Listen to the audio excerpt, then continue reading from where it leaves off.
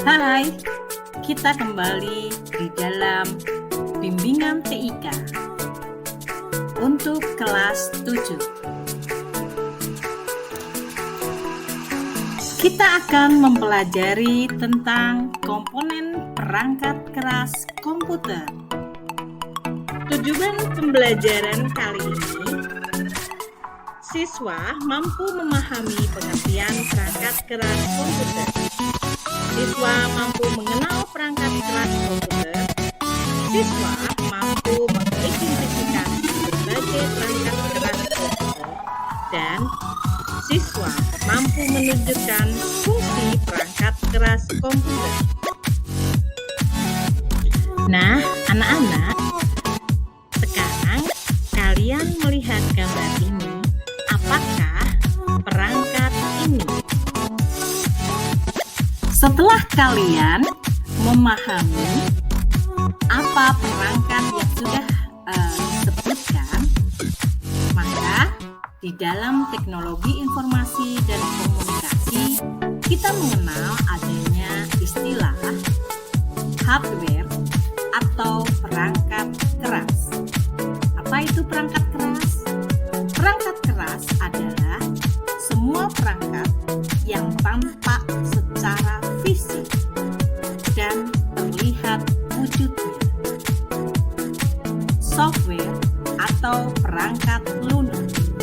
Apa itu perangkat lunak?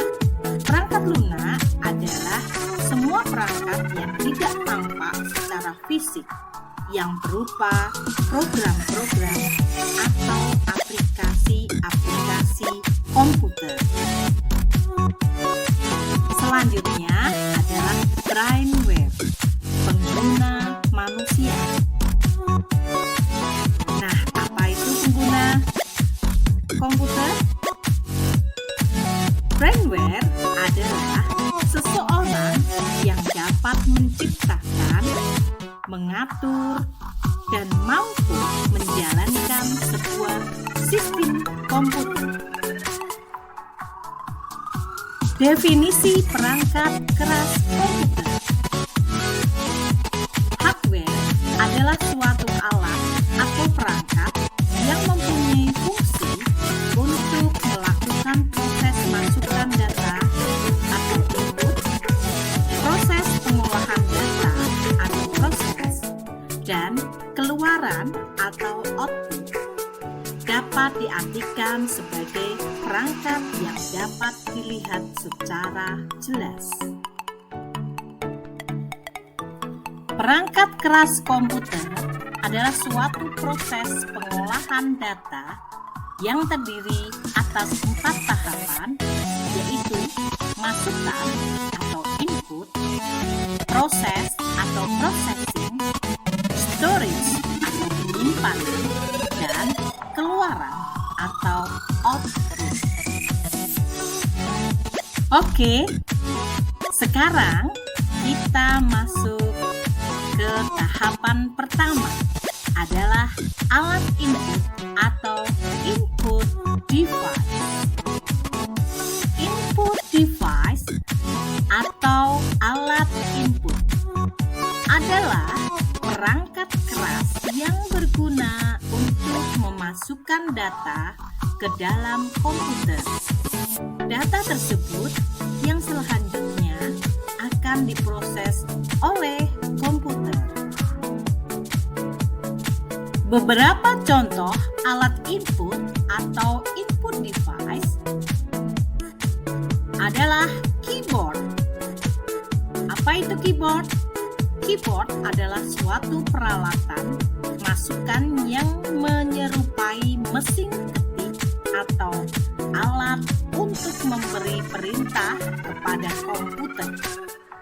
Pada keyboard terdapat tombol-tombol huruf, angka, dan fungsi, serta tombol-tombol yang mempunyai fungsi tertentu. Mouse.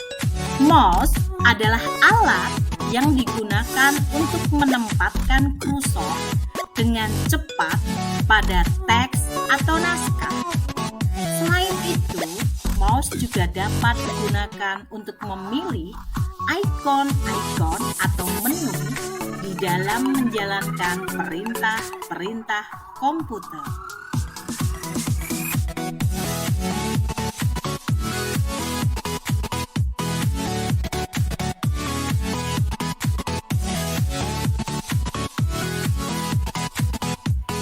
Contoh alat input selanjutnya adalah scanner.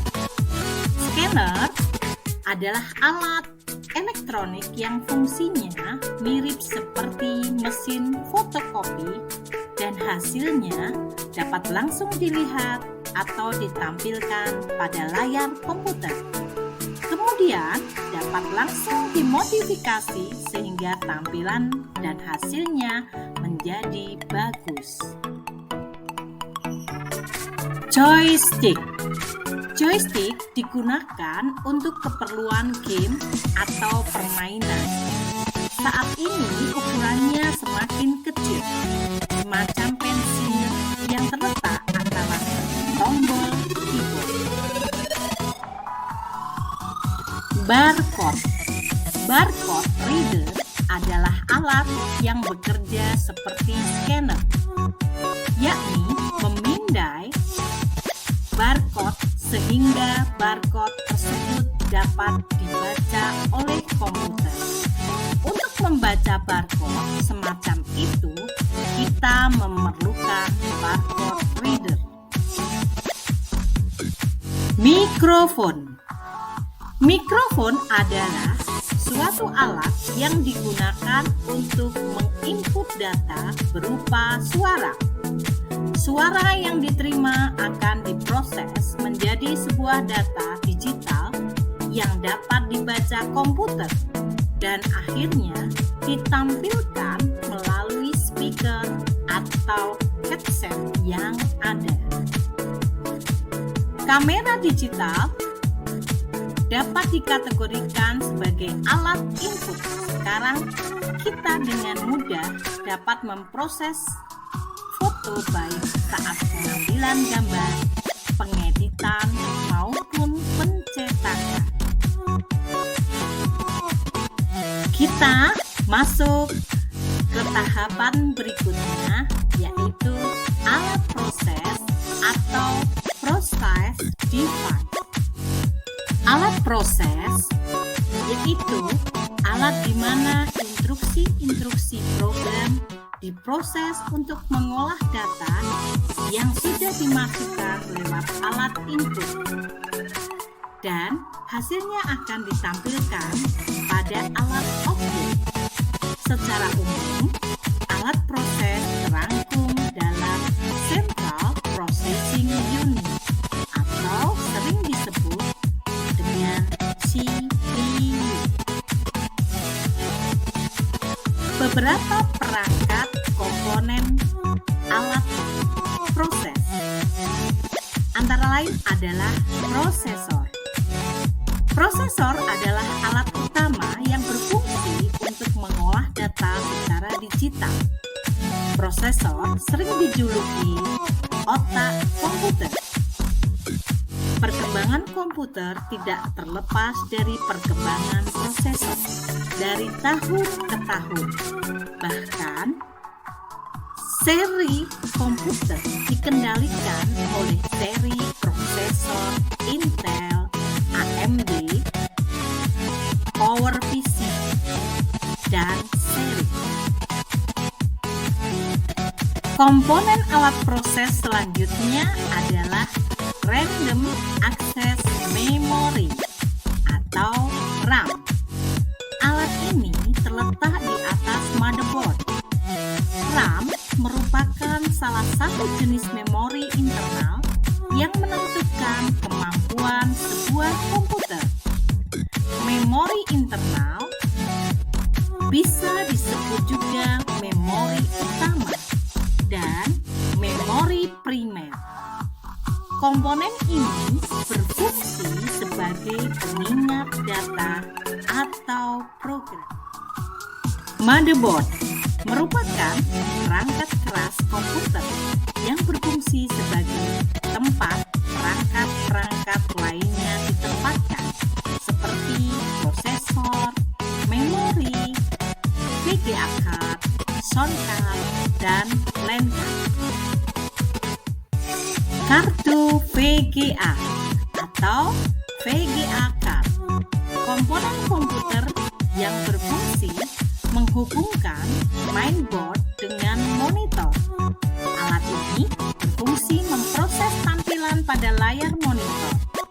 Besar kecilnya resolusi dan ketajaman warna yang ditampilkan monitor selain ditentukan oleh monitor juga sangat menentukan oleh kartu VGA.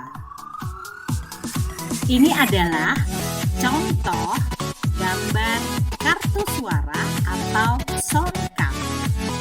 Kartu suara atau sound card adalah komponen komputer yang berfungsi mengolah suara. Alat ini dapat digunakan sebagai alat input, alat proses, atau alat output. Kualitas suara yang dihasilkan oleh komputer ditentukan oleh mutu kartu suara yang terdapat di dalamnya. Selanjutnya adalah LAN card.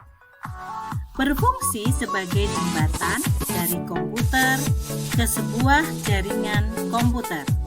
Perhatikan, inilah gambar dari. Baik, kita sekarang memasuki tahapan ketiga adalah alat penyimpanan atau storage device.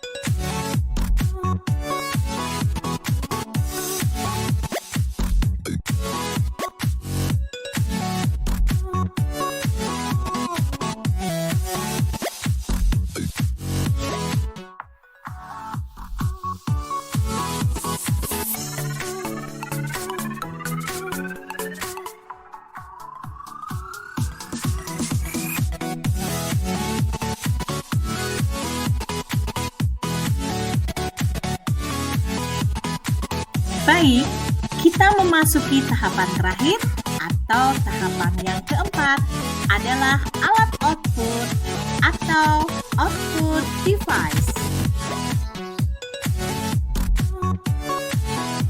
Beberapa perangkat output device adalah monitor. Monitor adalah alat output atau keluaran yang berfungsi menampilkan hasil proses komputasi. Dewasa ini kita mengenal dua jenis monitor, yaitu monitor CRT dan monitor LCD. Jenis monitor LCD, contoh gambarnya ada di sini. Dan ini adalah jenis monitor CRT.